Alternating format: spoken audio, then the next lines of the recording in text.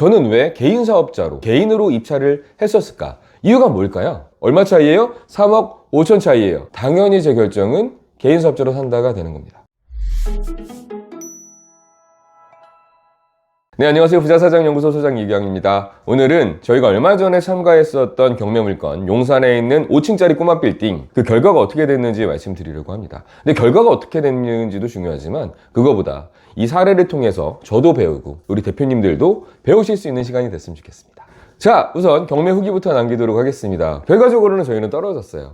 13명이 경쟁을 했고 얼마에 낙찰이 됐느냐? 32억에 나왔었는데 42억에 낙찰이 됐습니다. 그런데 저희가 떨어졌다고 끝나는 게 아니죠. 저 물건은 왜 들어갔을 것이며 다른 사람들은 다 법인으로 낙찰을 받았는데 저는 왜 개인 사업자로 개인으로 입찰을 했었을까? 첫 번째, 저는 법인 사업자가 여러 개가 있고 개인 사업자도 여러 개가 있어요. 그런데 이번 물건 입찰은 개인 사업자로 들어갔었어요. 개인 사업자는 엄밀히 얘기하면 개인이에요.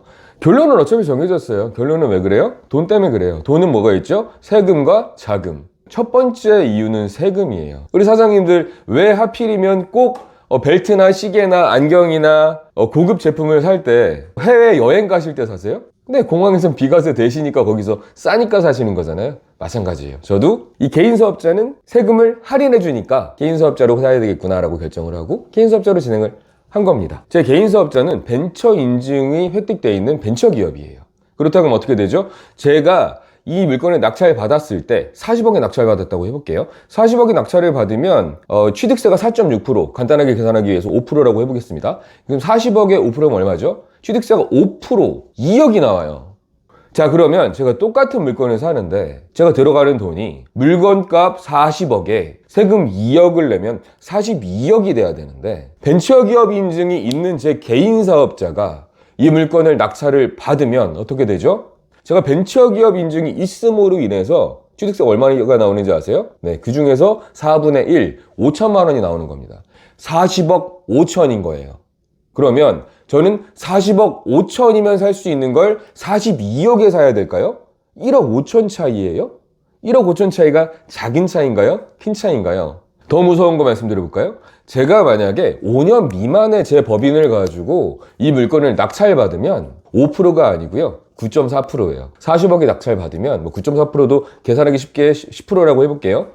4억이 더 들어가야 되는 거예요. 5년 미만의 법인이 서울이나 경기권 중에서 핫한 데에 사업용 자산을 샀을 때는 그때는 중과세가 된다라는 기준이 있기 때문에 그때는 44억, 4억 세금을 내기 때문에 총 들어가는 돈이 44억인 거예요. 그러면 어떻죠?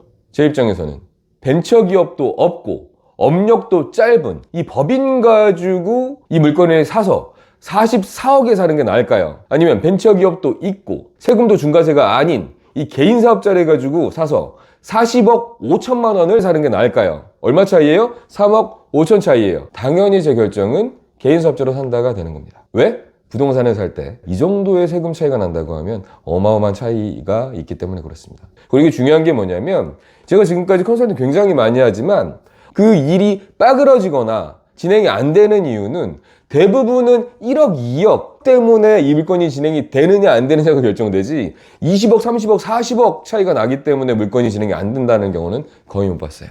그만큼 부동산을 입찰하고 부동산을 살 때는 1억, 2억 차이가 굉장히 크다라고 생각하시면 좋을 것 같아요. 이거 말고도 사실은 제가 제 개인 사업자로 샀던 이유는 또 다른 이유도 있는데요. 이 부분은 제가 다음에 여유가 되면 조금 더 자세히 한번 풀어봐 드리도록 하겠습니다. 그런데 중요한 건 뭔지 아세요? 이런 결정을 언제부터 해야 된다? 내가 어떤 물건을 사고 싶고 내가 어느 시점에 저 물건을 사고 싶다라고 결정한 순간부터 내가 개인 사업자를 키울지 법인을 키울지 아니면 신규 법인을 하나 만들어서 얘를 더 키워버릴지를 결정이 돼야 되는 거예요.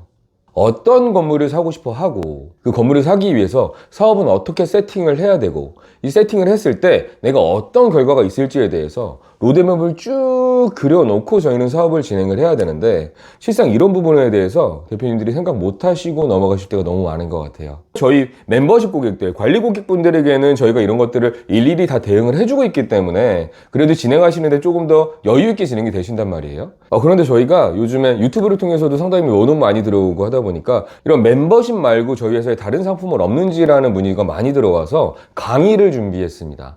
강의는 어때요? 저에게 멤버십을 하기에는 조금 부담스럽거나, 자, 멤버십까지는 아니고 한번 이런 내용들에 대해서 내가 스스로 익히고 공부를 하고 싶어 라고 하시는 분들이 있다고 하면, 강의를 통해서 자금은 어떻게, 세금은 어떻게, 부동산은 어떻게, 세팅은 어떻게 해야지 우리가 건물을 할 수 있는 로드맵을 쭉 그릴 수 있는지에 대해서 말씀드리려고 합니다. 혹시라도 저에게 강의가 관심이 있으시거나 관리 자체를 멤버십으로 맡기고 싶으신 분들이 있으시면 아래에 저희가 상담 신청 링크랑 강의 신청 링크를 남겨드릴 테니까 작성을 해주세요. 너무 많은 분들을 진행할 수는 없을 것 같고요. 연락드리도록 하겠습니다. 여기서 마치도록 하겠습니다. 부자사장 되려면 부자사장연구소.